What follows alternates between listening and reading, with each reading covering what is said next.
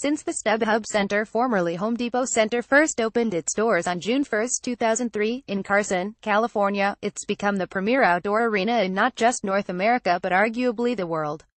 The state-of-the-art facility, which cost $150 million to build, plays home to a 2,450-seat velodrome, a 27,000 soccer stadium where MLS's Los Angeles Galaxy play their home games, and of course the 8,000-seat tennis court, which is reconfigured to host boxing events.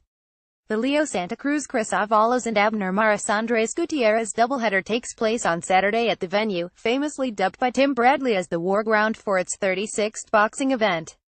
During that time, many of the best fighters in the world have plied their trade there. It has also been the host venue for 4 Ring Magazine Fights of the Year. The AEG-owned property on Avalon Boulevard is a modern-day coliseum. Here we look back in chronological order at the 10 best fights to take place at the venue. Fight: Israel Vazquez vs.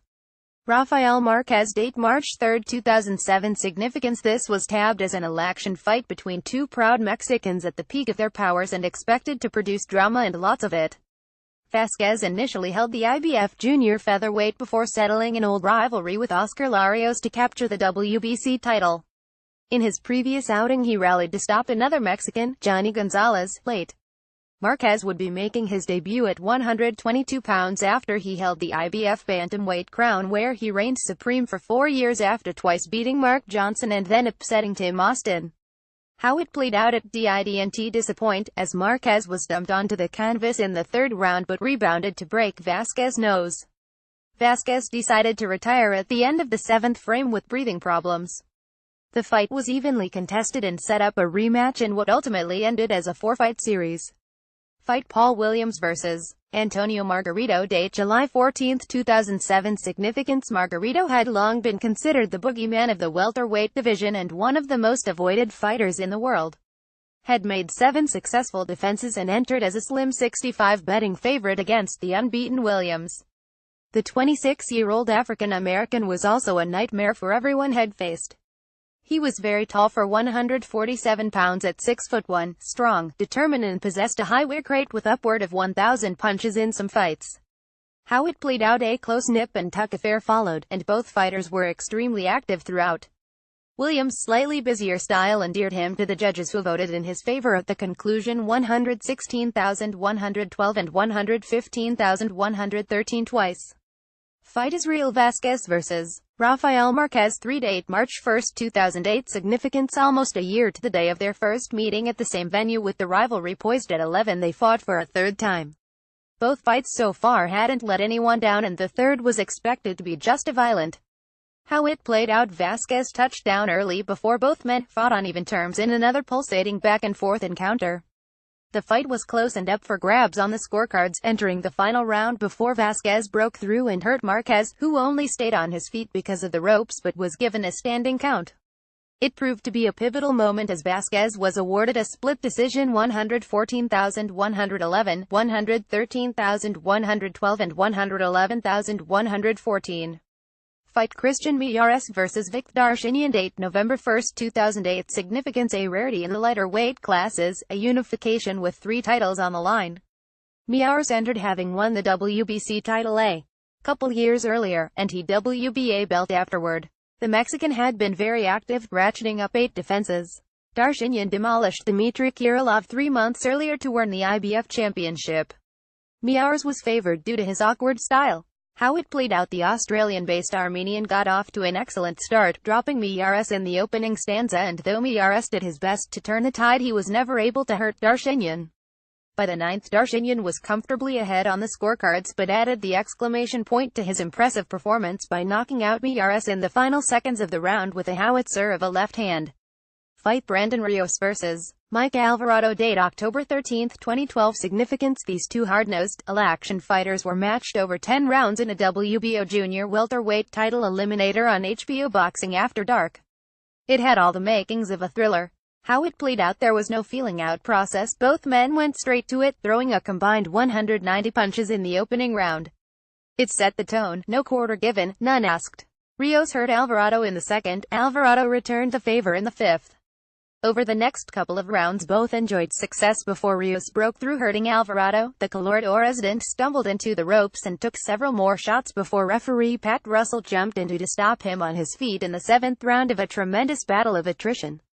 Promoter Bob Arum asked Rios moments later, "How did you do it, Rios?" "In a way only he can," excitedly shouted. Balls. It set them up for a rematch that Alvarado won, which led to the trilogy that ultimately saw Rios prevail. Fight: Tim Bradley vs. Ruslan Provodnikov. Date: March 16, 2013. Significance: Bradley returned 9 months after his controversial win over Manny Pacquiao. In the ensuing months had become something of a boxing pariah. He took on grizzled Russian puncher Ruslan Provodnikov, whom Bradley was expected to easily outbox. After all, Provodnikov was stepping up not just in terms of fighting an elite boxer but also moving up 7 pounds to welterweight. How it played out: Bradley fought like a man with something to prove from the first bell. Bradley was badly hurt in the opening round and again in the second round, showing huge heart to stay on his feet and in the fight. He gathered himself and steadied the ship, boxing instead of fighting with the heavy-handed Russian. The defending champion was hurt again in the 6th but was able to again use his considerable boxing skills to smash up Provodnikov's face over the course of the next few rounds. However, instead of continuing to box, the Californian, who later revealed he had no recollection of the fight, was drawn into a shootout and was again caught and rocked. Finally, as the horn sounded to signal the final 10 seconds of the bout, Bradley finally went down. He was able to just about stand and see out the fight in a wild modern-day classic that won Fight of the Year honors, and Bradley ended up with a controversial decision victory. Fight: Lucas Matthysse vs. John Molina. Date: April 26, 2014. Significance: Matthysse and Molina were matched as part of a Showtime tripleheader that also featured Keith Thurman, Julio Diaz and Omar Figueroa Yeri Belmontes on a glittering all-star Golden Boy promotion. It was an important fight for Matthysse, who was bidding to get back to winning ways, having lost to Danny Garcia the previous September. How it played out: while Thurman easily took out Diaz and Figueroa labored to outpoint Belmontes, Matthysse Molina was a straight-up brawl. The hard-nosed, rugged Argentinian endured a tumultuous start. He was dropped in the 2nd, cut in the 3rd and on the canvas again in the 5th. However, he was able to use his sharper technique to slowly but surely peg the California native back, putting Molina on the mat in the 8th and 10th before bludgeoning him into defeat in the penultimate round of an outstanding fight that later garnered honors as the Ring Magazine Fight of the Year. Fight: Vasyl Lomachenko vs. Gary Russell Jr. Date: June 21, 2014. Significance: when Lomachenko 11-1 announced his intentions to turn pro, he said he would move quickly. In just his second fight he faced the vastly more experienced WBO featherweight champion Orlando Salido. On that occasion he lacked the nuances of the pro game, but learned and grew as the fight progressed. On the other hand, Russell 14 KOs for all his talent hadn't faced anyone of note and had been roundly criticized for the poor level of his opposition. The two were matched on a summer's evening for the vacant WBO featherweight title. How it played out: although not the high-octane shootout many of the others on this list are, this was a high-class boxing match between two elite fighters. Lomachenko proved himself against the best opponent he's faced to date in a fight he could ill afford to lose. The two-time Olympic gold medalist used his greater poise to offset Russell's lightning fist hand speed. At the conclusion of 12 rounds, the only surprise was that it was announced as a majority decision, as Lisa Jamba's 114,114 scorecard was vetoed by Pat Russell and Max DeLuca, who both sided with Lomachenko 116,112. Fight: Francisco Vargas vs. Orlando Salido. Date: June 4, 2016. Significance: Vargas looked to make the first defense of his WBC junior lightweight throne against his countryman Salido. This matchup pitted two rugged, physical, heavy-handed pressure fighters, neither who take a backward step. On paper it looked a can't-miss action fight. How it played out: it played out just like we had hoped and then some. Both men exchanged from the get-go, tearing into each other, round after round. The two continued their assault on each other, their faces swollen and covered in crimson red. The fight was ruled a majority draw. Fight: Juan Francisco Estrada vs. Carlos Cuadras. Date: September 9, 2017. Significance: Estrada and Cuadras were matched together on the much-anticipated Superfly card just a month ago. The promotion was headlined by the Srasakatsor Rungvisaraman Gonzalez rematch and Son Aoya Inoue make his U.S. debut. Cuadras, a former WBC 115-pound titleist, and Estrada, a former unified flyweight champion, were matched in a WBC eliminator, with the winner becoming the mandatory challenger to Rungvisai and, maybe more importantly, Mexican bragging rights. How it played out: Cuadras picked and poked his way to an early lead. Estrada was never far behind and continued to try to close the distance. In the second half of the fight he enjoyed more success and looked the stronger man.